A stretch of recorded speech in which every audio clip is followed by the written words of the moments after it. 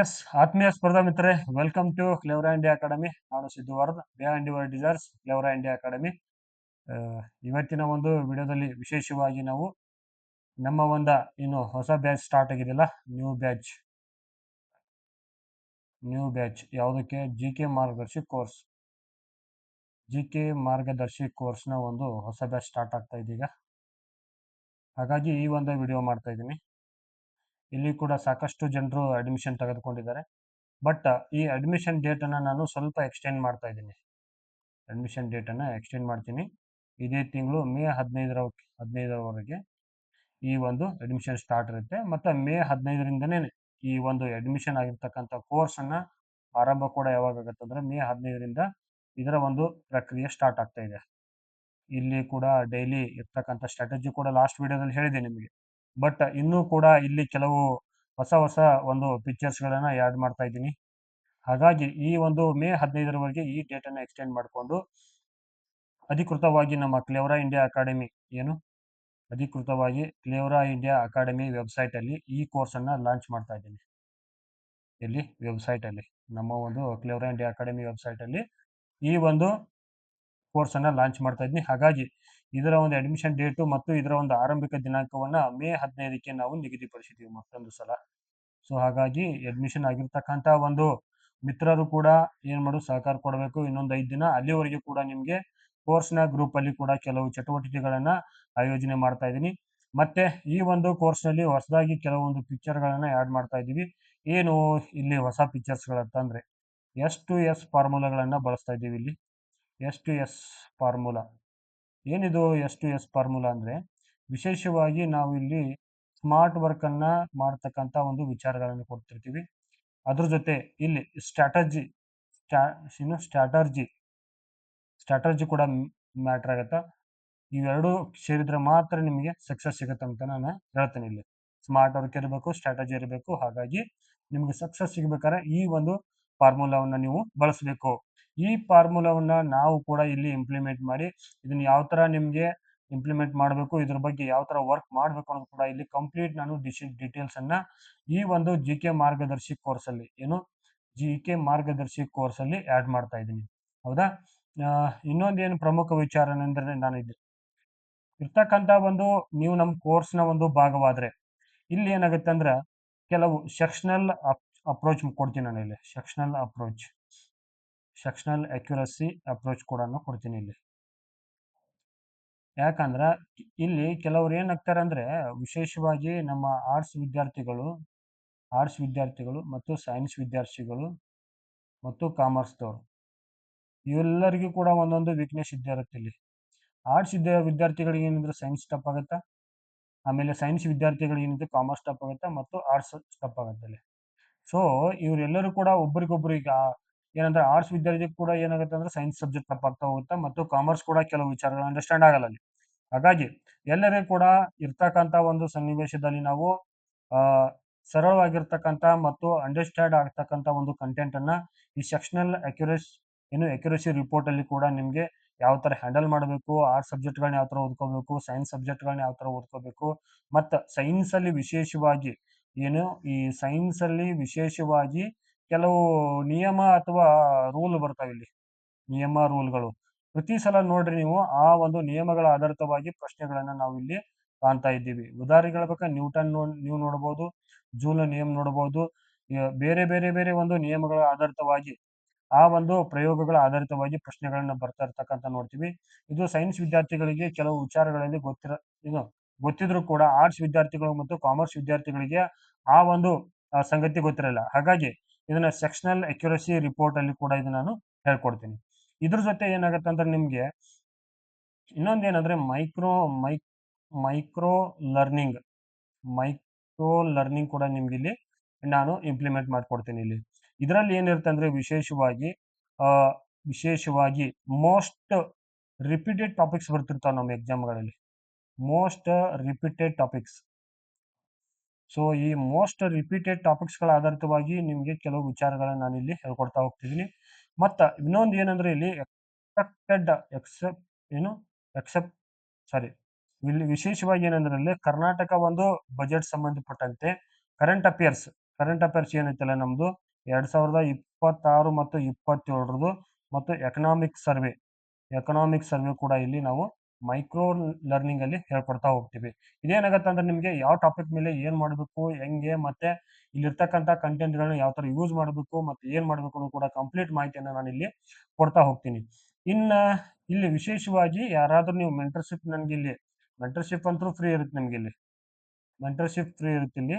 ಈ ಮೆಂಟರ್ಶಿಪ್ ಸಂದರ್ಭದಲ್ಲಿ ನಾನು ನಿಮ್ಗೆ ಏನ್ ಹೇಳ್ಕೊಡ್ತೀನಿ ಅಂದ್ರೆ ಸ್ಟಡಿ ಮೆಡಿಟೇಷನ್ ಹೇಳ್ಕೊಡ್ತೀನಿ ಇಲ್ಲಿ. ಸ್ಟಡಿ ಮೆಡಿಟೇಷನ್ ಹೇಳ್ಕೊಡ್ತೀನಿ. ಯಾಕಂದ್ರ ಕೆಲವರು ಓದಿದ್ದನ್ನ ನೆನಪಿಡಕ್ ಆಗ್ತಿಲ್ಲ, ಮತ್ತೆ ನನಗೆ ಆ ಸಬ್ಜೆಕ್ಟ್ ಮೇಲೆ ಇಂಟ್ರೆಸ್ಟ್ ಬರ್ತಾ ಇಲ್ಲ, ಮತ್ತೆ ಕಂಟಿನ್ಯೂ ನನಗೆ 1 ಅವರ್ ಓದಕ್ ಆಗ್ತಿಲ್ಲ ಅಂತ ಪ್ರಶ್ನೆ ಬರುತ್ತೆ ಇಲ್ಲಿ. ಏನಕ್ಕಂದ್ರೆ ಸ್ಟಡಿ ಏನಾಗತ್ತಂದ್ರೆ ಒಂದ್ಸಲ ಡಿಸ್ಟ್ರಾಕ್ಟ್ ಆಗುತ್ತೆ ಯಾವ್ದೋ ಒಂದು ಸಂಗತಿಯಿಂದಾಗಿ. ಸೊ ಅವುಗಳನ್ನ ಯಾವ ತರ ಅವಾಯ್ಡ್ ಮಾಡ್ಬೇಕು ಅನ್ನೋದು ಕೂಡ ನಿಮ್ಗೆ ಇಲ್ಲಿ ಹೇಳ್ತೀನಿ. ಇನ್ನೊಂದು ಏನಂದ್ರೆ ಈ ಸ್ಟಡಿ ಮೆಡಿಟೇಷನ್ ಅಲ್ಲಿ ಕೂಡ ಟೈಮ್ ಕೂಡ ಬಹಳ ಮೇಂಟೈನ್ ಆಗುತ್ತಾ. ಮತ್ತೆ ಇದ್ರ ಜೊತೆ ಏನು ಏಕಾಗ್ರತೆ ಕೂಡ ಇದನ್ನ ಯಾವ ತರ ಬೆಳೆಸ್ಕೋಬೇಕು ಅನ್ನೋದು ಕೂಡ ಹೇಳ್ತೀನಿ. ಯಾಕಂದ್ರೆ ನೀವು ಕೂಡ ಕೆಸೆಟ್ ನೆಟ್ ಪಾಸ್ ಮಾಡಿರ್ತೀರಿ ಇಲ್ಲಿ. ಕೆಸೆಟ್ ನೆಟ್ ಪಾಸ್ ಮಾಡಿರ್ತೀರಿ ಮತ್ತು PhD ಮಾಡಿರ್ತಕ್ಕಂಥ ದೊಡ್ಡ ದೊಡ್ಡ ಸ್ಕಾಲರ್ಗಳನ್ನು ಕೂಡ ನಮ್ಮಲ್ಲಿ ಅಡ್ಮಿಷನ್ ತಗೊಂಡು ನನ್ನ ಜೊತೆ ಇಂಟ್ರಾಕ್ಷನ್ ಕೊಡ್ತಾ ಇದ್ರಿ. ಮತ್ತೆ ನಿಮಗೆ ಆಳವಾಗಿರ್ತಕ್ಕಂಥ ಜ್ಞಾನವನ್ನು ಹೊಂದಿದ್ದರೂ ಕೂಡ ಬಟ್ ಏನಾಗುತ್ತೆ ಅಂದ್ರೆ ಕೆಲವು ಟೈಮಲ್ಲಿ ನಮ್ಮನ್ನು ನಾವು ಮರ್ತು ಬಿಡ್ತೀವಿ. ನಮ್ಮ ಬೆನ್ನು ನಮಗೆ ಕಾಣಲ್ಲ. ಆಗ ದೀಪದ ಕೆಳಗೆ ಕತ್ತಲೆ ಇರುವಂತೆ ನಮ್ಮ ಮಿಸ್ಟೇಕ್ಗಳು ನಮ್ಗೆ ಗೊತ್ತಾಗಲ್ಲ. ಹಾಗಾಗಿ ಈ ಸ್ಟಡಿ ಮೆಡಿಟೇಷನ್ ಅಲ್ಲಿ ನಿಮ್ಮ ವೈಯಕ್ತಿಕವಾಗಿರ್ತಕ್ಕಂಥ ಸಮಸ್ಯೆಗಳಿಗೆ ಮತ್ತು ಸ್ಟಡಿಗೆ ಸಂಬಂಧಿತವಾಗಿರ್ತಕ್ಕಂಥ ಏನದು ಕೆಲವು ಪರಿಹಾರಾತ್ಮಕ ಸೂಚನೆಗಳನ್ನು ನಾನು ಇಲ್ಲಿ ಕೊಡ್ತಾ ಹೋಗ್ತೀನಿ. ನೀವು ಯಾರಾದ್ರೂ ಇದ್ರ ಬಗ್ಗೆ ಸಂಬಂಧಿತವಾಗಿ ಏನಂದ್ರೆ ಕೆಲವೊಬ್ಬರಿಗೆ ಗೊತ್ತಿರಲ್ಲ ಏನ್ ಮಾಡೋದು, ಅನಿವಾರ್ಯತೆಗಳಿರ್ತಾವ, ಬಟ್ ಯಾರ ಮುಂದೆ ಹೇಳ್ಕೊತಾರಂಗಿಲ್ಲ. ಬಟ್ ನಿಮ್ಗೆ ಅಂತ ಸಮಸ್ಯೆಗಳಿದ್ರೆ ನನ್ಗೆ ವೈಯಕ್ತಿಕವಾಗಿ ನೀವೇನ್ ಮಾಡ್ಬೋದು ಅಂದ್ರೆ ಈ ಮೆಂಟರ್ಶಿಪ್ ಪ್ರೋಗ್ರಾಮ್ ಅಲ್ಲಿ ನನ್ ಮುಂದೆ ನೀವು ಹೇಳ್ಕೊಂಡ್ರೆ ಸೊ ಅವುಗಳಿಗೆ ಸಂಬಂಧಿತವಾಗಿರ್ತಕ್ಕಂಥ ಪರಿಹಾರಾತ್ಮಕ ಸೂಚನೆಗಳನ್ನ ನಾನು ನಿಮಗೆ ಕೊಡ್ತಾ ಹೋಗ್ತೀನಿ. ಇಲ್ಲಿ ನಾನು ಸೊಲ್ಯೂಷನ್ಸ್ ಕೊಡ್ತಾ ಇಲ್ಲ, ಬಟ್ ಪರಿಹಾರಾತ್ಮಕ ಸೂಚನೆಗಳನ್ನು ಕೊಡ್ತೀನಿ.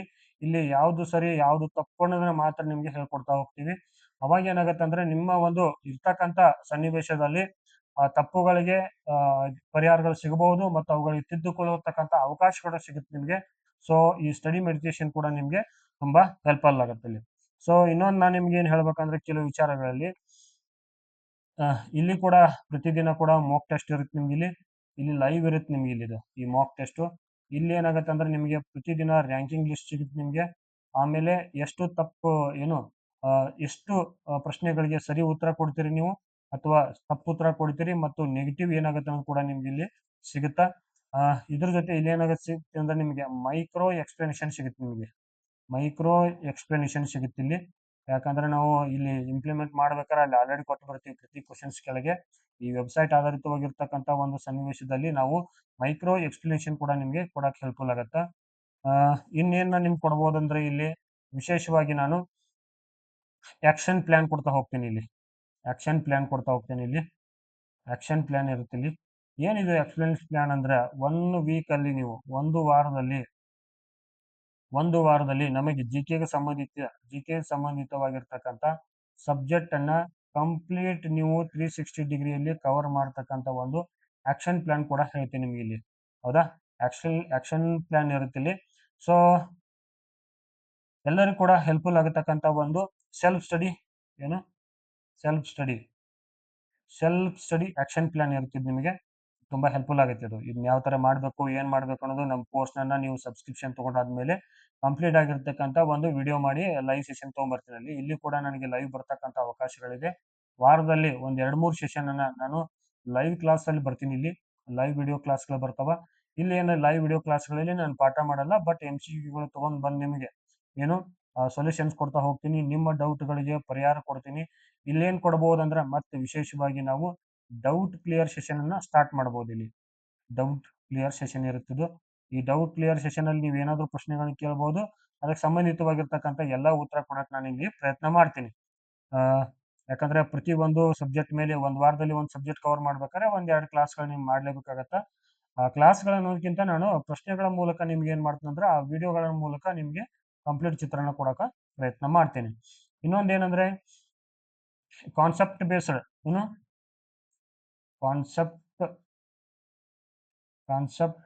MCQ ಇರುತ್ತೆ ಇಲ್ಲಿ.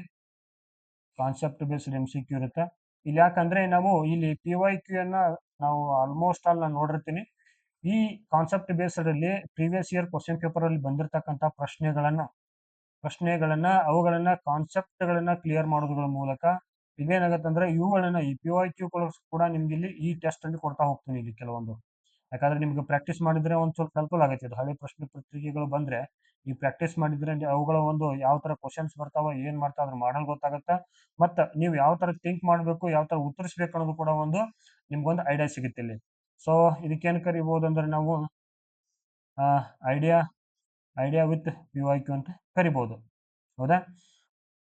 ಇಷ್ಟು ಪ್ರಮುಖವಾದ ವಿಚಾರಗಳನ್ನ ಹೇಳಿನಿ. ಇದ್ರ ಜೊತೆ ಏನಾಗುತ್ತೆ ಅಂದ್ರೆ ನಿಮ್ಗೆ ಇಲ್ಲಿ ನಮ್ದೇನಿದೆ ಆಕ್ಷನ್ ಪ್ಲಾನ್ ಇರ್ತಲ್ಲ, ಇದು ಸೆಲ್ಫ್ ಸ್ಟಡಿ ಆಕ್ಷನ್ ಪ್ಲಾನ್ ಅಲ್ಲಿ ಇಲ್ಲಿ ಏನಾಗುತ್ತೆ ಅಂದ್ರೆ ನಿಮ್ಗೆ ಡೈಲಿ ಯಾವ ಟಾಪಿಕ್ ಓದ್ಬೇಕು, ಏನ್ ಮಾಡ್ಬೇಕು, ಮತ್ತು ಸಂಬಂಧಿತವಾಗಿರ್ತಕ್ಕಂಥ ಕಂಟೆಂಟ್ ಗಳನ್ನ ಕೂಡ ನಾವಿಲ್ಲಿ ಕಂಟೆಂಟ್ ಗಳನ್ನ PDF ರೂಪದಲ್ಲಿ ಅಪ್ಲೋಡ್ ಮಾಡ್ತಾ ಹೋಗ್ತೀವಿ ನಿಮ್ಗೆ. ಈ ಎಲ್ಲಾ ಕೂಡ ನಮ್ಮ ಕೋರ್ಸ್ ನ ಒಂದು ಭಾಗದಲ್ಲಿ ಈ PDF ಕೂಡ ಸಿಗ್ತಾ ಹೋಗ್ತಾವೆ ನಿಮ್ಗೆ. ನೀವು PDF ಅನ್ನ ಕೂಡ ಏನ್ ಮಾಡ್ಬೋದು ಅಂದ್ರೆ ನೀವೇ ಅಲ್ಲಿ ಸೆಲ್ಫ್ ಆಗಿ ಓದ್ಕೋಬಹುದು. ಅವುಗಳನ್ನ ಓದ್ಕೊಂಡು ಏನ್ ಮಾಡ್ಬೋದು ಅಂದ್ರೆ ನೀವು ಡೈಲಿ ಲೈವ್ ಟೆಸ್ಟ್ ಇರುತ್ತೆ, ಒಂದು ಮಿನಿ ಟೆಸ್ಟ್ ಲೈವ್ ಟೆಸ್ಟ್ ಇರುತ್ತಾ ಅಥವಾ ಕ್ವಿಜ್ ಇರುತ್ತಾ, ಈ ಕ್ವಿಜ್ ಗಳನ್ನ ಅಟೆಂಡ್ ಮಾಡಿ ನಿಮ್ಮ ಒಂದ ಏನದು ನೀವೇನ್ ಡೈಲಿ ಓದಿದ್ರಿ, ಏನ್ ಪರ್ಫಾರ್ಮೆನ್ಸ್ ಮಾಡ್ರಿ, ಮತ್ತು ಅದಕ್ಕೆ ಸಂಬಂಧಿತವಾಗಿರ್ತಕ್ಕಂಥ ಚಟುವಟಿಕೆಗಳಿಗೆ ನಿಮ್ಗೆ ಏನ್ ಬೇಕು ಬೇಡ ಎಂಬುದನ್ನು ಕೂಡ ಇಲ್ಲಿ ನೀವೇನ್ ಮಾಡ್ಬೋದು ಅಂದ್ರೆ ಈ ಕಂಟೆಂಟ್ ಗಳ ಮೂಲಕ ತಿಳ್ಕೊಬಹುದು. ಮತ್ತ ಕೆಲವರು ಪ್ರಶ್ನೆಗಳನ್ನ ಕೇಳ್ತಿದ್ರು, ಸರ್ ಬರೀ ಕನ್ನಡ ಮೀಡಿಯಂ ಅಥವಾ ಇಂಗ್ಲಿಷ್ ಮೀಡಿಯಂ ಅಂತ ಕೇಳ್ತಾ ಇದ್ರು. ಇಲ್ಲಿ ಡೌಟ್ ಕ್ಲಿಯರ್ ಮಾಡ್ತೇನ್ರಿ. ಕನ್ನಡ ಮೀಡಿಯಂ ಮತ್ತು ಇಂಗ್ಲಿಷ್ ಮೀಡಿಯಂ ಎರಡೂ ಇದೆ ಇಲ್ಲಿ. ಯಾಕಂದ್ರ ನಮ್ಮಲ್ಲಿ ಅಡ್ಮಿಷನ್ ಅಂದ್ರ ಅಸಿಸ್ಟೆಂಟ್ ಪ್ರೊಫೆಸರ್ ಡಿಗ್ರಿ ಕಾಲೇಜ್ಗೂ ಆಗೈತಿ ಇಲ್ಲಿ, ಮತ್ತೆ ಇಂಜಿನಿಯರಿಂಗ್ ಕಾಲೇಜ್ಗೂ ಕೂಡ ಆಗೈತಿ. ಅದ್ರ ಜೊತೆ ಪಾಲಿಟೆಕ್ನಿಕಲ್ ಕಾಲೇಜ್ ಕೂಡ ಇಲ್ಲಿ ಅಡ್ಮಿಷನ್ ಅನ್ನು ತೆಗೆದುಕೊಂಡಿದ್ದಾರೆ. ಹಾಗಾಗಿ ನಾನು ಕನ್ನಡ ಮತ್ತು ಇಂಗ್ಲಿಷ್ ಮಾಧ್ಯಮದಲ್ಲಿ ಕೊಡೋದು ಉಚಿತ ಅನಿಸುತ್ತದು. ಹಾಗಾಗಿ ಎರಡೂ ಮಾಧ್ಯಮದಲ್ಲಿ ಕೂಡ ಈ ಒಂದು ಕಂಟೆಂಟ್ ಮತ್ತು ಸ್ಟಡಿ ಪ್ಲಾನ್ ಅನ್ನ ಕೊಡ್ತಾ ಇದ್ದೀನಿ. ಸೊ ಇದೆ ಮೇ 15ರಿಂದ ಈ ಕೋರ್ಸ್ ಮತ್ತೊಮ್ಮೆ ರೀಲಾಂಚ್ ಕೊಟ್ಟಿದ್ದೀನಿ. ಮೇ 15ರಿಂದ ಈ ಕೋರ್ಸ್ ಸ್ಟಾರ್ಟ್ ಆಗುತ್ತೆ. ಅಧಿಕೃತವಾಗಿ ನಮ್ಮ ಒಂದು ಕ್ಲೇವರಾ ಇಂಡಿಯಾ ವೆಬ್ಸೈಟ್ ಅಲ್ಲಿ ಇರುತ್ತೆ ಇದು. ಈ ವೆಬ್ಸೈಟ್ ಗಳ ಮೂಲಕ ನಿಮ್ಗೆ ಯಾವುದೇ ಅಡೆತಡೆಗಳಿಲ್ಲದೆ ಎಲ್ಲಾ ಒಂದು ಕ್ವಿಜ್ ಗಳನ್ನ ಅಟೆಂಡ್ ಮಾಡಬಹುದು, ಟೆಸ್ಟ್ ಗಳನ್ನ ಅಟೆಂಡ್ ಮಾಡಬಹುದು. ಅದಕ್ಕಾಗಿರ್ತಕ್ಕಂಥ ಒಂದು ಎಲ್ಲಾ ಸರಳೀಕೃತವಾಗಿರ್ತಕ್ಕಂಥ ಒಂದು ಪರಿಹಾರವನ್ನು ನಾನು ಕಂಡುಕೊಂಡಿದ್ದೀನಿ. ಇಲ್ಲಿವರೆಗೂ ಕೂಡ ಒಂದು ಬೇರೆ ಮಾರ್ಗದಲ್ಲಿ ನಡೆಸ್ತಿದ್ದೀವಿ. ಬಟ್ ಈ ವೆಬ್ಸೈಟ್ ಗಳ ಮೂಡ್ ನಡ್ಕೋದು ಏನಾಗುತ್ತೆ, ನನಗೆ ಯಾವುದೇ ಒಂದು ಟೆಕ್ನಿಕಲ್ ಪ್ರಾಬ್ಲಮ್ ಬರಂಗಿಲ್ಲ. ಸೊ ಇಷ್ಟು ಒಂದು ಪ್ರಮುಖವಾದ ವಿಚಾರಗಳನ್ನ ನಿಮ್ಗೆ ಇಲ್ಲಿ ಶೇರ್ ಮಾಡಿದ್ದೀನಿ. ಸೊ ನೆಕ್ಸ್ಟ್ ಏನಂದ್ರೆ ಇದ ಒಂದು ಕ್ಲಾಸ್ ನಲ್ಲಿ ಪ್ರಮುಖವಾಗಿರ್ತಕ್ಕಂಥ ಒಂದು ಕರ್ನಾಟಕ ಇತಿಹಾಸಕ್ಕೆ ಸಂಬಂಧಿಸಿದಂತೆ ಕರ್ನಾಟಕದಲ್ಲಿ ಮೌರ್ಯರು ಅಂತ ಟಾಪಿಕ್ ಬರುತ್ತದೆ. ಏನು ಕರ್ನಾಟಕದಲ್ಲಿ ಮೌರ್ಯರಿಗೆ ಸಂಬಂಧಿಸಿದಂತೆ ಕೆಲವು ವಿಚಾರಗಳನ್ನ ನಿಮ್ ಜೊತೆ ಹಂಚ್ಕೊತಾ ಹೋಗ್ತೀನಿ. ಈ ಒಂದು ಕಂಟೆಂಟ್ ಯಾರು ಆಪ್ಷನಲ್ ಹಿಸ್ಟ್ರಿ ಓದ್ತಾ ಇದ್ರಲ್ಲ, ಆಪ್ಷನಲ್ ಹಿಸ್ಟ್ರಿ ಅವರು ಕೂಡ ಹೆಲ್ಪ್ ಆಗುತ್ತಾ, ಮತ್ತೆ ನಮ್ GK ಸಿಲೆಬಸ್ಗೂ ಕೂಡ ಹೆಲ್ಪ್ ಆಗುತ್ತೆ. ಇವುಗಳು ನೀವು ಉತ್ತಮವಾಗಿರ್ತಕ್ಕಂಥ ಕಂಟೆಂಟ್ ಐತಿ, ತಾವು ಇದನ್ನ ನೋಟ್ ಮಾಡ್ಕೋಬಹುದು ಮತ್ತು ಸ್ಕ್ರೀನ್ ಶಾಟ್ ಹೊಡೆದು ನೀವು ಶೋ ಮಾಡ್ಕೋಬಹುದು. ಬನ್ನಿ ಇವತ್ತಿನ ಒಂದು ಮೊದಲ ಪ್ರಶ್ನೆ ನೋಡೋಣ. ಲಿಖಿತ ದಾಖಲೆಗಳ ಇತಿಹಾಸ ಯುಗದ ಆರಂಭವು ಕರ್ನಾಟಕದಲ್ಲಿ ಕೆಳಗಿನ ಯಾವ ಅವಧಿಯಿಂದ ಆರಂಭವಾಗುತ್ತದೆ ಅಂತ ಪ್ರಶ್ನೆ. ಸೊ ಇಲ್ಲಿ ಏನ್ ಕೊಟ್ಟಿದ್ದಾರೆ ಅಂದ್ರೆ ಕ್ರಿಸ್ತಪೂರ್ವ 450, 500, 550, 450.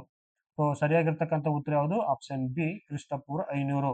ನೋಡಿ, ಲಿಖಿತ ದಾಖಲೆಗಳ ಇತಿಹಾಸದ ಯುಗದ ಆರಂಭವನ್ನು ಕರ್ನಾಟಕದಲ್ಲಿ ಕ್ರಿಸ್ತಪೂರ್ವ 500ರಿಂದ ಕಾಣ್ತೀವಿ. ಅಶೋಕನ ಶಾಸನಗಳಿಗೂ 2 ಶತಮಾನದಷ್ಟು ಹಿಂದಿನ ಒಂದು ಸಾಹಿತ್ಯ ಪರಂಪರೆ ಇದ್ದು ಆ ಕಾಲದ ಒಂದು ಇತಿಹಾಸದ ಮತ್ತು ಇಣುಕು ನೋಟುಗಳನ್ನು ಕೂಡ ನಾವಿಲ್ಲಿ ಕರ್ನಾಟಕದಲ್ಲಿ ಲಭಿಸಿರ್ತಕ್ಕಂಥ ಒಂದು ವಿಚಾರಗಳನ್ನು ಕಾಣ್ತಾ ಇದ್ದೀವಿ. ಹಾಗಾಗಿ ಕರ್ನಾಟಕದಲ್ಲಿ ಲಿಖಿತ ದಾಖಲೆ ಒಂದು ಇತಿಹಾಸದ ಯುಗ ಯಾವಾಗ ಆರಂಭವಾಗುತ್ತೆ ಅಂದ್ರೆ BC 500. ಹೌದಾ? ನೆಕ್ಸ್ಟ್ ಪ್ರಶ್ನೆ ನೋಡಿ, ಈ ಕೆಳಗಿನ ಯಾವ ದಾಖಲೆಯು ಪಟ್ಟದ ಕಲ್ಲನ್ನು ನವನಂದರು ಆಳಿದರೆಂದು ತಿಳಿಸುವುದು? ನೋಡ್ರಿ, ಕರ್ನಾಟಕದಲ್ಲಿ ಪಟ್ಟದ ಕಲ್ಲನ್ನು ನವನಂದರು ಆಳಿದರೆಂದು ತಿಳಿಸುವುದು ಯಾರು?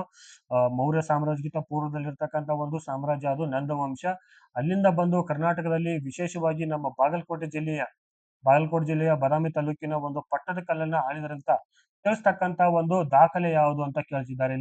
ಇಲ್ಲಿ ಐಹೊಳೆ ಶಾಸನ ಆಪ್ಷನ್ಸ್ ಕೊಟ್ಟಿದ್ದು, ಗವಿಮಠ ಶಾಸನ ಮತ್ತು ಸಿಂಗಿರಾಜ ಪುರಾಣ ಮತ್ತು ಹುಯನಸ್ಥಾಂಗನ ದಾಖಲೆಗಳನ್ನು ಕೊಡ್ತಾರೆ. ಬಟ್ ಸರಿಯಾಗಿರ್ತಕ್ಕಂಥ ಉತ್ತರ ಯಾವುದು? ಸಿಂಗಿರಾಜ ಪುರಾಣ. ನೋಡಬಹುದು ನೀವು, ಕ್ರಿಸ್ತ ಶಕ 1500ರ ಒಂದು ಸಿಂಗಿರಾಜ ಪುರಾಣ ಎಂಬ ಕನ್ನಡದ ಒಂದು ಕಾವ್ಯವು ಪಟ್ಟದ ಕಲ್ಲಿನ ಇತಿಹಾಸವನ್ನು ತಿಳಿಸುವಾಗ ಈ ಒಂದು ಸ್ಥಳ ನವನಂದರಿಂದ ಆಳಲ್ಪಟ್ಟಿತು ಅಂತ ತಿಳಿಸ್ತಕ್ಕಂಥ ಒಂದು ವಿಚಾರವನ್ನ ಕಾಣ್ತೀವಿ. ನೀವು ಐಹೊಳೆ ಶಾಸನ ಕುರಿತಾಗಿ ಒಂದು ವಿಚಾರವನ್ನು ನೋಡೋದಾದ್ರೆ, ಈ ಶಾಸನವನ್ನ ರವಿಕೀರ್ತಿ ರಚಿಸ್ತಕ್ಕಂಥ ಒಂದು ದಾಖಲೆಯನ್ನು ನೋಡ್ತೀವಿ. ಈ ಶಾಸನದಲ್ಲಿ ಏನಾಗುತ್ತೆ ಅಂದ್ರೆ ನಾವು ವಿಶೇಷವಾಗಿ ಈ ನರ್ಮದಾ ನದಿ ಕದನವನ್ನು ಕೂಡ ಕಾಣ್ತೀವಿ. ಇಲ್ಲಿ ನರ್ಮದಾ ನದಿ ಕದನವನ್ನು ನೋಡ್ತೀವಿ. ಈ ಕದನ ನಡೆದಿರ್ತಕ್ಕಂಥ ವಿಚಾರ ನೋಡಿದ್ರೆ ನಾವು ಒಂದು ಎರಡನೇ ಪುಲಕೇಶಿ ನಡೆದಿದ್ದ ಮಧ್ಯ ಎರಡನೇ ಪುಲಕೇಶಿ ಮತ್ತು ಮತ್ತು ಯಾರಂದ್ರೆ ಹರ್ಷವರ್ಧನ ಏನಾಗತ್ತಂದ್ರೆ ಈ ಒಂದು ಯುದ್ಧದಲ್ಲಿ ವಿಶೇಷವಾಗಿ ಪುಲಕೇಶಿ ಗೆಲುವು ಪಡೆದಿರ್ತಕ್ಕಂಥ ಒಂದು ವಿಚಾರ ನೋಡ್ತೀವಿ. ಆದ್ರೆ ಹರ್ಷವರ್ಧನನ ಸೋಲು ಏನು ಈ ಒಂದು ಇರ್ತಕ್ಕಂಥ ಒಂದು ಶಾಸನದಲ್ಲಿ ಹರ್ಷವರ್ಧನನ ಹರ್ಷವು ನರ್ಮದಾ ನದಿಯಲ್ಲಿ ತೇಲಿ ಹೋಯಿತಂತ ಐಹೊಳೆ ಶಾಸನದಲ್ಲಿ ಯಾರು ರವಿಕೀರ್ತಿ ವಿವರಿಸಿರ್ತಕ್ಕಂಥ ವಿಚಾರವನ್ನು ನಾವಿಲ್ಲಿ ಕಾಣ್ತೀವಿ. ಬಟ್ ಹರ್ಷ ಚರಿತದಲ್ಲಿ ಹರ್ಷವರ್ಧನನಿಗೆ ಗೆಲುವಾಯ್ತಂತ ನಮೂದು ಮಾಡಿದ್ದಾರೆ. ಬಟ್ ಇನ್ನೊಂದೇನಂದ್ರೆ ಈ ಹುಯಸ್ತಾಂಗನ ಬರವಣಿಗೆಯಲ್ಲಿ ಯಾವುದು ಶಿವಿಕೆಯಲ್ಲಿ ಏನಾಗತ್ತಂದ್ರ ನರ್ಮದಾ ನದಿಯ ಕದನದಲ್ಲಿ ಯಾರು ಎರಡನೇ ಪುಲಕೇಶಿ ಗೆಲುವನ್ನು ಸಾಧಿಸ್ತಕ್ಕಂಥ ವಿಚಾರ ನೋಡ್ತೀವಿ. ಹಾಗಾಗಿ ಈ ಎರಡು ಒಂದು ಐಹೊಳೆ ಶಾಸನ ಮತ್ತು ಯಾವುದು ಹುಯಸ್ತಾಂಗನ ಬರವಣಿಗೆಗಳ ಆಧಾರದ ಮೇಲೆ ನಾವು ನರ್ಮದಾ ನದಿಯ ಕದನದಲ್ಲಿ ಗೆಲುವನ್ನು ಸಾಧಿಸ್ತಕ್ಕಂಥ ಪ್ರಮುಖ ವಿಚಾರ ಯಾರು ನೋಡ್ತೀವಿ ಅಂದ್ರೆ ಎರಡನೇ ಪುಲಕೇಶಿಯನ್ನು ನೋಡ್ತೀವಿ. ಇನ್ನೊಂದು ಪ್ರಮುಖ ವಿಚಾರ ಏನಂದ್ರೆ ರವಿಕೀರ್ತಿ ತನ್ನನ್ನು ಕಾಳಿದಾಸ ಮತ್ತು ಭಾಸನಿಗೆ ತನ್ನನ್ನು ತಾನು ಹೋಲಿಕೆ ಮಾಡ್ಕೊಂಡಿರ್ತಕ್ಕಂಥ ವಿಚಾರ ನೋಡ್ತೀವಿ. ಈ ಒಂದು ಶಾಸನದ ಭಾಷೆ ಯಾವುದಂದ್ರೆ ಸಂಸ್ಕೃತ ದಾಖಲೆ ಇದೊಂದು ಸಂಸ್ಕೃತ ಭಾಷೆ. ಹಾಗಾಗಿ ಇಷ್ಟು ಶಾಸನದ ವಿಚಾರ ಕುರಿತಾಗಿ ನೋಡ್ತೀವಿ. ಈ ಗವಿಮಠ ಶಾಸನದಲ್ಲಿ ಏನಾಗುತ್ತೆ ಅಂದ್ರೆ ನಾವು ಅಶೋಕನ ಒಂದು ಶಾಸನವನ್ನು ಕಾಣ್ತೀವಿ. ಇಷ್ಟು ಪ್ರಮುಖವಾಗಿರ್ತಕ್ಕಂಥ ವಿಚಾರವನ್ನು ನಾವು ಇಲ್ಲಿ ಕಾಣ್ತಾ ಇದ್ದೀವಿ. ಇನ್ನೊಂದು ಪ್ರಮುಖವಾದ ಒಂದು ಶಾಸನ ನೋಡೋಣ. ಯಾವ ಶಾಸನವು ಮೌರ್ಯದರು ಅಶೋಕನು ದೇವನಾಮ ಪ್ರಿಯ ಎಂಬ ಬಿರುದನ್ನು ಒಳಗೊಂಡಿರುವುದನ್ನು ಸ್ಪಷ್ಟಪಡಿಸಿದೆ ಅಂತ ಕೇಳ್ತಾರೆ. ಒಂದು ಮಸ್ಕಿ ಶಾಸನ, ಇನ್ನೊಂದು ಬ್ರಹ್ಮಗಿರಿ ಶಾಸನ, ಇನ್ನೊಂದು ನಿಟ್ಟೂರು ಮತ್ತು ಸಿದ್ದಾಪುರ. ಸೊ ಇಲ್ಲಿ ಸರಿಯಾಗಿರ್ತಕ್ಕಂಥ ಉತ್ತರ ಯಾವುದು? ಮಸ್ಕಿ ಶಾಸನ. ಈ ಮಸ್ಕಿ ಶಾಸನವನ್ನ 1915ರಲ್ಲಿ ಚಾರ್ಲ್ಸ್ ಬೇಡನ್ ಅವರು ಈ ಶಾಸನವನ್ನ ಕಂಡಿರ್ತಕ್ಕಂಥ ವಿಚಾರ ನೋಡ್ತೀವಿ. ಈ ಶಾಸನ ಕಂಡು ಬರತಕ್ಕಂಥ ಜಿಲ್ಲೆ ಯಾವ್ದಂದ್ರೆ ರಾಯಚೂರು. ಈ ಶಾಸನದ ಭಾಷೆ ಯಾವ್ದಂದ್ರೆ ಪ್ರಾಕೃತ ಮತ್ತು ಬ್ರಾಹ್ಮಿ ಲಿಪಿ. ಈ ಒಂದು ಶಾಸನದಲ್ಲಿ ಅಶೋಕನನ್ನ ದೇವನಾಮ ಪ್ರಿಯ ಅಶೋಕ ಎಂಬ ಪೂರ್ಣ ಹೆಸರಿಂದ ಒಳಗೊಂಡಿರೋದ್ರಿಂದ ಭಾರತದಲ್ಲಿ ಮೊಟ್ಟ ಮೊದಲ ಬಾರಿಗೆ ಅಶೋಕನ ಹೆಸರನ್ನು ಕಂಪ್ಲೀಟ್ ಆಗಿ ತಿಳಿಸಿಕೊಟ್ಟಿರ್ತಕ್ಕಂಥ ಶಾಸನ ಯಾವ್ದಂತ ಹೇಳ್ಬಹುದು, ಅದು ಮಸ್ಕಿ ಶಾಸನ. ಬ್ರಹ್ಮಗಿರಿ ಶಾಸನದಲ್ಲಿ ಏನ್ ಕಾಣ್ತೀವಿ ಅಂದ್ರೆ ನಾವು ಕನ್ನಡದ ಮೊಟ್ಟ ಮೊದಲ ಪದ ಈಶಿಲ ಎಂದ ಪದವನ್ನು ನೋಡ್ತೀವಿ. ಈ ಈಶಿಲ ಎಂದರೆ ಕನ್ನಡದಲ್ಲಿ ಕೋಟೆ ಎಂದರ್ಥ. ಈ ನಿಟ್ಟೂರು ಶಾಸನದಲ್ಲಿ ಅಶೋಕನ ಹೆಸರನ್ನು ಕಾಣ್ತೀವಿ. ಇನ್ನು ಸಿದ್ದಾಪುರ ಒಂದು ಶಾಸನದಲ್ಲಿ ಕೂಡ ಅಶೋಕನಿಗೆ ಸಂಬಂಧಿಸಿದ ಪ್ರಮುಖವಾದ ಒಂದು ಮಾಹಿತಿಗಳನ್ನು ನಾವು ಕಾಣ್ತಾ ಇದ್ದೀವಿ. ಮುಂದಿನ ಒಂದು ಪ್ರಶ್ನೆ ನೋಡೋಣ. ಯಾವ ಶಾಸನವು ಚಂದ್ರಗುಪ್ತ ಮೌರ್ಯ ಸಿಂಹಾಸನವನ್ನು ತ್ಯಜಿಸಿ ಶ್ರವಣ ಬೆಳಗೊಳದಲ್ಲಿ ಬಂದು ನೆಲೆಸಿದ್ದ ಎಂದು ತಿಳಿಸುವುದು? ಆಪ್ಷನ್ಸ್ ಬ್ರಹ್ಮಗಿರಿ, ಸಿದ್ದಾಪುರ, ಜಟಿಂಗ ರಾಮೇಶ್ವರ, ಇನ್ನೊಂದು ಯಾವುದು ಶ್ರವಣ ಬೆಳಗೊಳ. ಇಲ್ಲಿ ಸರಿಯಾಗಿರ್ತಕ್ಕಂಥ ಉತ್ತರ ಯಾವುದು? ಶ್ರವಣ ಬೆಳಗೊಳ. ಏನಾಗತ್ತಂದ್ರೆ ಈ ಮೌರ್ಯ ಸಿಂಹಾಸನ ಸಂಬಂಧಿಸಿದಂತೆ ಶ್ರವಣ ಬೆಳಗೊಳ ಶಾಸನದಲ್ಲಿ ಏನು ಈ ಚಂದ್ರಗುಪ್ತ ಮೌರ್ಯ ತನ್ನ ಒಂದು ಕ್ಷಾಮ ಅಥವಾ ಬರಗಾಲ ಒಂದು ಸಂಭವಿಸಿದ ಸಂದರ್ಭದಲ್ಲಿ ಉತ್ತರ ಭಾರತದಿಂದ ದಕ್ಷಿಣ ಭಾರತಕ್ಕೆ ವಲಸೆ ಬಂದು ಜೈನ ಮುನಿ ಯಾರು ಭದ್ರಬಾಹುವಿನ ಒಂದು ಸಲಹೆಯ ಮೇರೆಗೆ ಈ ಶ್ರವಣ ಬೆಳಗೊಳಕ್ಕೆ ಬಂದು ಸಲ್ಲೇಖನ ವೃತ್ತವನ್ನು ತೆಗೆದುಕೊಂಡು ದೇಹ ತ್ಯಾಗ ಮಾಡತಕ್ಕಂತ ಒಂದು ವಿಚಾರವನ್ನು ನಾವಿಲ್ಲಿ ಕಾಣ್ತೀವಿ. ಸೊ ಇಲ್ಲಿ ಬಂದಿರತಕ್ಕಂತ ಈ ಒಂದು ಸಲ್ಲೇಖನವನ್ನು ಕೈಗೊಂಡಿರ್ತಕ್ಕಂತ ಒಂದು ಆ ಸ್ಥಳವನ್ನ ಇವತ್ತು ಕೂಡ ಚಂದ್ರಗಿರಿ ಬೆಟ್ಟ ಅಂತ ಕರೀತಾರೆ. ಸೊ ಇಷ್ಟು ಪ್ರಮುಖವಾದ ವಿಚಾರಗಳನ್ನ ನಾವಿಲ್ಲಿ ಕಾಣ್ತೀವಿ. ನೆಕ್ಸ್ಟ್ ಮಸ್ಕಿ ಶಾಸನದ ಒಂದು ಕನ್ನಡ ಅನುವಾದ ಇಲ್ಲಿತ್ತು. ಇಲ್ಲೇನಂತಂದ್ರೆ ದೇವನಾಮ ಪ್ರಿಯ ಅಶೋಕನಾದ ನಾನು ಕಳೆದ 2.5 ವರ್ಷದಿಂದ ಬುದ್ಧ ಗುರುವಿನ ನಮ್ರ ಶಿಷ್ಯನಾಗಿದ್ದೆ. ಅದಕ್ಕಿಂತ ಹೆಚ್ಚಾಗಿ ನಾನು ಸಂಘವನ್ನು ಸೇರಿದ್ದೆ. ಅತ್ಯಂತ ಉತ್ಸುಕತೆಯಿಂದ ಸೇರಿದ್ದೆ. ಜಂಬೂ ದ್ವೀಪದಲ್ಲಿ ಮೊದಲು ಕೆಲವು ಮಂದಿ ದೇವರನ್ನು ಸಮೀಪಿಸಿದರು. ಧರ್ಮವನ್ನು ಆಚರಿಸುವುದರ ಮೂಲಕ ಸಾಮಾನ್ಯ ಮನುಷ್ಯನು ದೇವರನ್ನು ಸಮೀಪಿಸಿ ಧರ್ಮ ದೇವರು ದೊಡ್ಡವರಿಗೆ ಮಾತ್ರ ಎಂಬುದು ಸುಳ್ಳಾಗಿಸಿದ್ದಾರೆ. ದೊಡ್ಡವರು ಮತ್ತು ಸಣ್ಣವರು ಇದನ್ನು ಧರ್ಮವನ್ನು ಅಂದ್ರೆ ಧರ್ಮವನ್ನು ಆಚರಿಸುವ ಮೂಲಕ ಸಾಧಿಸಬಹುದಾಗಿದೆ ಅಂತ ಹೇಳ್ತಾನೆ. ಇಲ್ಲಿ ಏನ್ ಹೇಳ್ತಾನಂದ್ರೆ ಎಲ್ಲರೂ ಕೂಡ ಯಾರು ಬಡವ ಶ್ರೀಮಂತ ಎನ್ನದೆ ಎಲ್ಲರೂ ಕೂಡ ದೇವರನ್ನು ಸಮೀಪಿಸಲು ಅಥವಾ ದೇವರನ್ನು ಒಲಿಸಿಕೊಳ್ಳಲು ಧಾರ್ಮಿಕವಾಗಿ ಅಥವಾ ಧರ್ಮ ಅಂದ್ರೆ ಸತ್ಯ, ನ್ಯಾಯ, ನೀತಿ ಇವುಗಳನ್ನು ಆಚರಿಸುವುದರ ಮೂಲಕ ಮುಕ್ತಿಯನ್ನು ಪಡೆಯಬಹುದು ಮತ್ತು ದೇವರಿಗೆ ಹತ್ತಿರವಾಗುವುದೆಂಬುದರಿಂದ ಯಾವುದು ಮಸ್ಕಿ ಶಾಸನದಲ್ಲಿ ಅಶೋಕನ ಒಂದು ಅಭಿಪ್ರಾಯವನ್ನು ನಾವು ಕಾಣ್ತೀವಿ. ಇನ್ನೊಂದು ಪ್ರಮುಖವಾದ ಪ್ರಶ್ನೆ ನೋಡೋಣ. ಬ್ರಹ್ಮಗಿರಿ, ಸಿದ್ದಾಪುರ, ಜಟ್ಟಿಂಗರಾಮೇಶ್ವರಂ ಈ ಶಿಲಾಶಾಸನಗಳನ್ನು ಕಂಡು ಹಿಡಿದಿರ್ತಕ್ಕಂಥ ವ್ಯಕ್ತಿ ಯಾರಂತ ಕೇಳಿದರೆ ಇಲ್ಲಿ ಸರಿಯಾಗಿರ್ತಕ್ಕಂಥ ಉತ್ತರ ಯಾವುದು? ಬಿ ಎಲ್ ರೈಸ್ ಅವರು. ನೋಡಬಹುದು ನೀವು, ಬಿ ಎಲ್ ರೈಸ್ ಅವರು 1892ರಲ್ಲಿ ಈ ಚಿತ್ರದುರ್ಗ ಜಿಲ್ಲೆಯಲ್ಲಿರ್ತಕ್ಕಂಥ ಬ್ರಹ್ಮಗಿರಿ, ಸಿದ್ದಾಪುರ ಮತ್ತು ಜಟ್ಟಿಂಗರಾಮೇಶ್ವರ ಅಶೋಕನ ಶಾಸನಗಳನ್ನು ಕಂಡಿರ್ತಕ್ಕಂಥ ಒಂದು ವಿಚಾರವನ್ನು ಕಾಣ್ತೀವಿ. ಇಲ್ಲಿ ಏನಂದ್ರೆ ಪ್ರಮುಖವಾಗಿರ್ತಕ್ಕಂಥ ಈ ಶಾಸನ ಒಂದು ಉದ್ದೇಶ ಏನಾಗಿತ್ತಂದ್ರೆ ಬೌದ್ಧ ಧರ್ಮಗಳ ತತ್ವಗಳ ಪ್ರಸಾರ ಮತ್ತು ಚಕ್ರವರ್ತಿ ಅಶೋಕನ ಒಂದು ಅನುಭವಗಳನ್ನ ಹಂಚಿಕೊಳ್ಳುವುದರ ಮೂಲಕ ಈ ಭಾರತದ ದೇಶಾದ್ಯಂತ ತನ್ನ ವಿಚಾರಧಾರೆಗಳನ್ನ ಹಂಚುವ ಒಂದು ಕೆಲಸವನ್ನ ಈ ಬ್ರಹ್ಮಗಿರಿ, ಸಿದ್ದಾಪುರ ಮತ್ತು ಜಟ್ಟಿಂಗರಾಮೇಶ್ವರ ಶಿಲಾಶಾಸನಗಳಲ್ಲಿ ಮಾಡಿರ್ತಕ್ಕಂಥ ವಿಚಾರವನ್ನ ಬಿ ಎಲ್ ರೈಸ್ ಅವರು 1892ರಲ್ಲಿ ಈ ಚಿತ್ರದುರ್ಗದಲ್ಲಿ ಇರ್ತಕ್ಕಂಥ ಈ ಸ್ಥಳಗಳಲ್ಲಿ ಈ ಅಶೋಕನ ಶಾಸನಗಳನ್ನು ಕಂಡು ಹಿಡಿದರು. ಇನ್ನೊಂದು ಪ್ರಮುಖ ಪ್ರಶ್ನೆ ನೋಡ್ರಿ, ಗವಿಮಠ, ಪಾಲ್ಕಿಗುಂಡ ಶಿಲಾಶಾಸನಗಳನ್ನು ಕಂಡುಹಿಡಿದಿರ್ತಕ್ಕಂಥ ವ್ಯಕ್ತಿ ಯಾರಂತ ಕೇಳ್ತಾರೆ. ಇಲ್ಲಿ ಸರಿಯಾಗಿರ್ತಕ್ಕಂಥ ಉತ್ತರ ಯಾವುದು? N B Shastri. N B Shastri ಅವರು 1931ರಲ್ಲಿ ಈ ಕೊಪ್ಪಳ ಜಿಲ್ಲೆಯಲ್ಲಿರ್ತಕ್ಕಂಥ ಗವಿಮಠ, ಪಾಲ್ಕಿಗುಂಡ ಶಿಲಾಶಾಸನಗಳನ್ನ ಕಂಡಿರ್ತಕ್ಕಂಥ ಒಂದು ವಿಚಾರ ನೋಡ್ತೀವಿ. ಅಶೋಕನು ಸಂಘಕ್ಕೆ ಹತ್ತಿರವಾದ ಮತ್ತು ಹೆಚ್ಚು ಉತ್ಕಟನಾಗುವ ಬಗ್ಗೆ ಇರ್ತಕ್ಕಂಥ ವಿಚಾರಗಳನ್ನು ಇಲ್ಲಿ ಕಾಣ್ತೀವಿ. ಅದರ ಜೊತೆ ಯಾವುದೇ ವ್ಯಕ್ತಿ ಸಣ್ಣವನು ಅಥವಾ ದೊಡ್ಡವನು ಎನ್ನದೇ ಅವರು ಪ್ರಯತ್ನ ಮಾಡಿದರೆ ಏನನ್ನಾದರೂ ಸಾಧಿಸಬಹುದು ಎಂಬ ವಿಚಾರವನ್ನು ಕೂಡ ಇಲ್ಲಿ ಅವನು ತಿಳಿಸುತ್ತಾರೆ. ಏನ್ ಹೇಳ್ತಾರೆ ಅಶೋಕ್ ಏನ್ ಹೇಳ್ತಾನೆ ಅಂದ್ರೆ ಈ ಒಂದು ಶಾಸನದಲ್ಲಿ, the mind is its own place, the mind is its own place, it can make hell of heaven or heaven of hell ಅಂತ ಹೇಳ್ತಾರೆ ಅವರು. ಯಾರು? ಅಶೋಕ. ಸೊ ಮನಸ್ಸಿದ್ದರ ಮಾರ್ಗ, ಮನುಷ್ಯನ ಮನಸ್ಸು ಮಾಡಿದರೆ ಸ್ವರ್ಗವನ್ನ ನರಕ ಮಾಡಬಹುದು ಅಥವಾ ನರಕವನ್ನ ಸ್ವರ್ಗ ಮಾಡಬಹುದು ಅಂತ ಈ ಒಂದು ಶಾಸನಗಳಲ್ಲಿ ಅಶೋಕನ ವಿಚಾರಧಾರೆಗಳನ್ನ ನಾವಿಲ್ಲಿ ಕಾಣ್ತೀವಿ. ಹಾಗಾಗಿ ಅದ್ರ ಜೊತೆ ಜೈನ ಸನ್ಯಾಸಿಗಳು ಈ ಒಂದು ಗವಿಮಠ, ಪಾಲ್ಕಿಗುಂಡ ಶಾಸನದಲ್ಲಿ ಧ್ಯಾನ ಮಾಡಲು ಬಳಸಿರ್ತಕ್ಕಂಥ ಒಂದು ಸ್ಥಳಗಳನ್ನು ಕೂಡ ಬಳಸ್ತಿದ್ರಂತೆ. ಈ ಶಾಸನಗಳ ಭಾಷೆ ಯಾವುದಾಗಿತ್ತು? ಪ್ರಾಕೃತವಾಗಿತ್ತು. ಬ್ರಾಹ್ಮಿ ಲಿಪಿಯಲ್ಲಿ ಇವುಗಳನ್ನು ನಾವು ಕಾಣ್ತೀವಿ. ಇನ್ನೊಂದು ಪ್ರಮುಖವಾದ ಶಿಲೆ ನೋಡ್ರಿ, ಕರ್ನಾಟಕದ ಈ ಕೆಳಗಿನ ಯಾವ ಯಾವ ಸ್ಥಳದಲ್ಲಿ ಅಶೋಕನ ಉಬ್ಬು ಶಿಲ್ಪ ಮೂರ್ತಿಯು ಕಂಡು ಬರುವುದು ಅಂತ ಕೇಳ್ತಾರೆ. ಇಲ್ಲಿ ಆಪ್ಷನ್ಸ್ ನೋಡೋದಾದ್ರೆ ನಾವು ನಿಟ್ಟೂರು, ಕನಗನಹಳ್ಳಿ, ಜಟ್ಟಿಂಗರಾಮೇಶ್ವರ ಮತ್ತು ಬ್ರಹ್ಮಗಿರಿ. ಸೊ ಇಲ್ಲಿ ಸರಿಯಾಗಿರ್ತಕ್ಕಂಥ ಉತ್ತರ ಯಾವುದಂದ್ರೆ ಕನಗನಹಳ್ಳಿಯಲ್ಲಿ ನೋಡ್ತೀವಿ. ಇವುಗಳನ್ನ ನೋಡಬಹುದು ನೀವು. ಅಶೋಕನ ಒಂದು ಮೂರ್ತಿ ಶಿಲ್ಪವನ್ನು ಕೂಡ ನಾವು ಇಲ್ಲಿ ಕಾಣಬಹುದು. ಅಶೋಕನಿಗೆ ಸಂಬಂಧಿಸಿದಂತ ಒಂದು ಮೂರ್ತಿ ಶಿಲ್ಪ ಕಾಣ್ತೀವಿ. ಈ ಕನಗನಹಳ್ಳಿ, ಈ ಕನಗಳಿ ಎಲ್ಲಿ ಬರುತ್ತೆ ಅಂದ್ರೆ ಕಲಬುರಗಿ ಜಿಲ್ಲೆಯಲ್ಲಿ ಕಂಡು ಬರ್ತಕ್ಕಂಥ ಒಂದು ವಿಚಾರ ನೋಡ್ತೀವಿ. ಕಲಬುರಗಿ ಜಿಲ್ಲೆ ನಿಯರ್ ಬೈ ಏನು ಸನ್ನತಿಯಿಂದ 4 ಕಿಲೋಮೀಟರ್ ಇಂದ ಶಾಸನ ನೋಡ್ತೀವಿ. ಸೊ ಇನ್ನೊಂದು ಇಂಪಾರ್ಟೆಂಟ್ ಥಿಂಗ್ ಏನಂದ್ರೆ ಒಂದ್ಸಲ UPSC ಗೆ ಪ್ರಶ್ನೆ ಕೇಳಿದ್ರು ಈ ಶಾಸನವನ್ನ. ಇಲ್ಲಿ ಏನಾಗತ್ತೆ ಅಂದ್ರೆ ಇಲ್ಲಿ ರ್ಯಾನೋ ಅಶೋಕ ಎಂಬ ಹೆಸರಿನಿಂದ ಈ ಅಶೋಕನನ್ನ ಕರೆಯಲಾಗಿದೆ. ಇಲ್ಲಿ ರ್ಯಾನೋ ಅಶೋಕ ಎಂಬ ಅಥವಾ ರಾಜ ಅಶೋಕ ಎಂಬ ಹೆಸರಿನಿಂದ ಈ ಕನಗನಹಳ್ಳಿ ಶಾಸನದಲ್ಲಿ ಕರೆತಕ್ಕಂಥ ವಿಚಾರವನ್ನ ನಾವು 2019ರ ಒಂದು UPSC ಪರೀಕ್ಷೆಯಲ್ಲೂ ಕೂಡ ಏನಿದು IAS ಎಕ್ಸಾಮ್ ಬರ್ತಲ್ಲ ಅಲ್ಲಿ ಕೂಡ ನಾವು ಕಾಣ್ತೀವಿ ಇದನ್ನ. ನೆಕ್ಸ್ಟ್ ನೋಡೋಣ, ಕರ್ನಾಟಕದ ಈ ಕೆಳಗಿನ ಯಾವ ಶಾಸನಗಳಲ್ಲಿ ಅಶೋಕನ ಹೆಸರು ಕಂಡು ಬರುವಂತ ಪ್ರಶ್ನೆ ಕೇಳ್ತಾರೆ. ಒಂದು ನಿಟ್ಟೂರು, ಸನ್ನತಿ, ಉದಯಗುಳಂ ಮತ್ತು ಮಸ್ಕಿ. ಸೊ ಸರಿಯಾಗಿರ್ತಕ್ಕಂಥ ಉತ್ತರ ಯಾವ್ದು ನೋಡೋದಾದ್ರೆ ನಾವು ಯಾವುದು ಒಂದು ನಿಟ್ಟೂರಲ್ಲಿ ಅಶೋಕನ ಶಾಸನ ನೋಡುತ್ತೆ. ಅಶೋಕನ ಹೆಸರು ಸನ್ನತಿ ಅಂದ್ರೆ ಕನಗನಹಳ್ಳಿ ಶಾಸನ. ಇನ್ನೊಂದು ಯಾವುದು? ಮಸ್ಕಿ. ಸೊ ಆಪ್ಷನ್ ಯಾವುದು? Option B.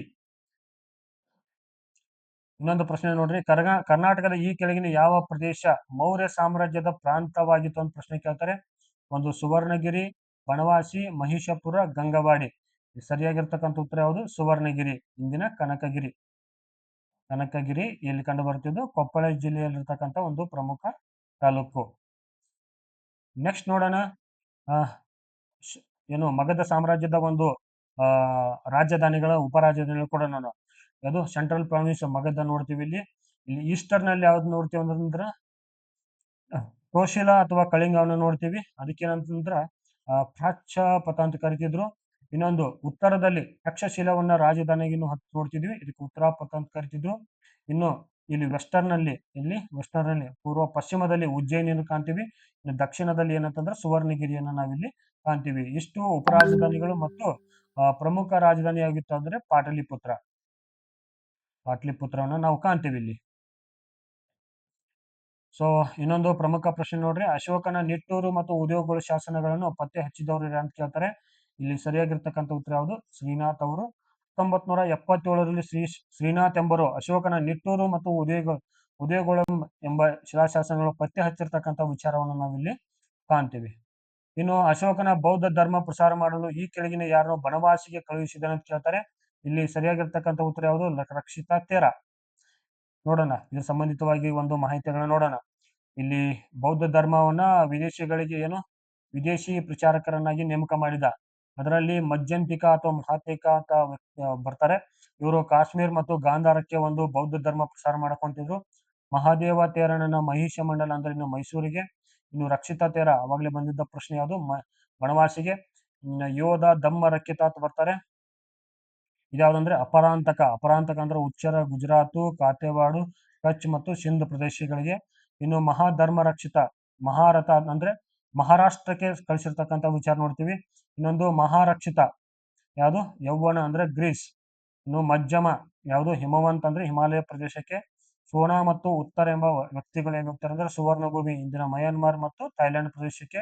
ಇನ್ನೊಂದು ಮಹಿಂದ ಮತ್ತು ಸಂಘಮಿತ್ರ ಇವರೆಲ್ಲಿ ಹೋಗ್ತಾರೆ ಅಂದ್ರೆ ಲಕ್ಷದ್ವೀಪ ಮತ್ತು ಶ್ರೀಲಂಕಾಕ್ಕೆ. ಇಷ್ಟು ಪ್ರಮುಖ ವಿಚಾರಗಳು ನೋಡ್ರಿ. ಇದು ಆಪ್ಷನಲ್ ಹಿಸ್ಟ್ರಿ ಯಾರು ಓದ್ತಾ ಇದ್ರಲ್ಲ, ಈ ಒಂದು ಸ್ಲೈಡ್ ಬಹಳ ಇಂಪಾರ್ಟೆಂಟ್ ಆಗುತ್ತೆ ನಿಮ್ಗೆ. ಇದನ್ನ ನೀವು ಸ್ಕ್ರೀನ್ ಶಾಟ್ ಹೊಡ್ಕೊಡ್ರಿ ಅಥವಾ ನೋಟಾರ ಮಾಡ್ಕೊಡ್ರಿ. ಸೊ ಎಷ್ಟು ಪ್ರಮುಖವಾದ ನಮ್ಮ ಜಿಕೆ ಮಾರ್ಗದರ್ಶಿ ಕೋರ್ಸ್ನ ಒಂದು ಪ್ರಮುಖವಾದ ಪ್ರಶ್ನೆಗಳನ್ನು ಕೂಡ ನೀವು ಇಲ್ಲಿ ಕಾಣ್ತಾ ಇದ್ದೀರಿ. ಇಂತಹ ಪ್ರಶ್ನೆಗಳು ಮತ್ತೆ ಕೆಲವು ಏನದು ಸಿಂಪಲ್ ಆಗಿರ್ತಕ್ಕಂಥ ಒಂದು ಏನು ಎಕ್ಸ್ಪ್ಲನೇಷನ್ ಮತ್ತು ಟೆಸ್ಟ್ ಗಳನ್ನ ಕೂಡ ಇದೇ ರೀತಿ ಕಾಣ್ತಾ ಹೋಗ್ತಿದ್ರಿ. ಸೊ ಈ ಒಂದು ಕೋರ್ಸ್ನ ಒಂದು ಪ್ರಯೋಜನ ಪಡ್ಕೊಡ್ರಿ. ನಿಮ್ಮ ಒಂದು ಅಸಿಸ್ಟೆಂಟ್ ಪ್ರೊಫೆಸರ್ ನೇಮಕಾತಿಗೆ ಸಂಬಂಧಿಸಿದ ಜಿಕೆ ಪ್ರಶ್ನೆ ಪತ್ರಿಕೆ 50 ಮಾರ್ಕ್ಸ್ ಏನಿರ್ತಲ್ಲ, ಇದರಲ್ಲಿ 30ರಿಂದ 35 ಪ್ರಶ್ನೆ ಬಂದ್ರೆ ನೀವು 100% ಅಪಾಯಿಂಟ್ಮೆಂಟ್ ಆಗ್ತೀರಿ. ಸೊ ಇದರ ಒಂದು ಪ್ರಯೋಜನ ಪಡ್ಕೊಡ್ರಿ. ಮುಂದಿನ ಒಂದು ವಿಡಿಯೋದಲ್ಲಿ ಸಿಗೋಣ. ಇದರ ಬಗ್ಗೆ ಹೆಚ್ಚಿನ ಮಾಹಿತಿ ಯಾರಿಗಾರು ಬೇಕಾದ್ರೆ 8660186299 ಈ ನಂಬರ್ ಕಾಲ್ ಮಾಡ್ರಿ. ನಿಮಗೆ ಕ್ಲೇವ್ರಾ ಅಂತ ಒಂದು ವ್ಯಕ್ತಿ ಇದ್ದಾರೆ, ಅವ್ರು ಕಂಪ್ಲೀಟ್ ನಿಮಗೆ ಎಕ್ಸ್ಪ್ಲನೇಷನ್ ಕೊಡ್ತಾರೆ. ನೆಕ್ಸ್ಟ್ ಏನಂದ್ರೆ ವೆಬ್ಸೈಟ್ಗಳ ಮೂಲಕ ಬರ್ತಿರ್ತೈತಿ ನಮ್ಮ ಕಮಿಂಗ್ ಡೇಸ್ ಅಲ್ಲಿ. ಈ ಕೋರ್ಸ್ 15ರಿಂದ ಸ್ಟಾರ್ಟ್ ಆಗುತ್ತೆ. ಮೇ 15ರಿಂದ ಸ್ಟಾರ್ಟ್ ಆಗುತ್ತೆ ಅಧಿಕೃತವಾಗಿ. ಸೊ ಈ ಕೋರ್ಸ್ ನ ಒಂದು ಪ್ರಯೋಜನ ಪಡ್ಕೊಡ್ರಿ. ನಿಮ್ಮ ಒಂದು ಸರಳ ಎಕ್ಸಾಮ್ ಪ್ರಿಪರೇಷನ್ ಮತ್ತಷ್ಟು ಉತ್ತಮಗೊಳಿಸಿ. ಮುಂದಿನ ಒಂದು ವಿಡಿಯೋದಲ್ಲಿ ಸಿಗೋಣ. ಈ ಒಂದು ವಿಡಿಯೋದಕ್ಕಾಗಿ ನಿಮ್ಮೆಲ್ಲರೂ ಕೂಡ ಧನ್ಯವಾದಗಳು. ಶುಭ ದಿನ. Have A good day. Jai Hind, Jai Karnataka.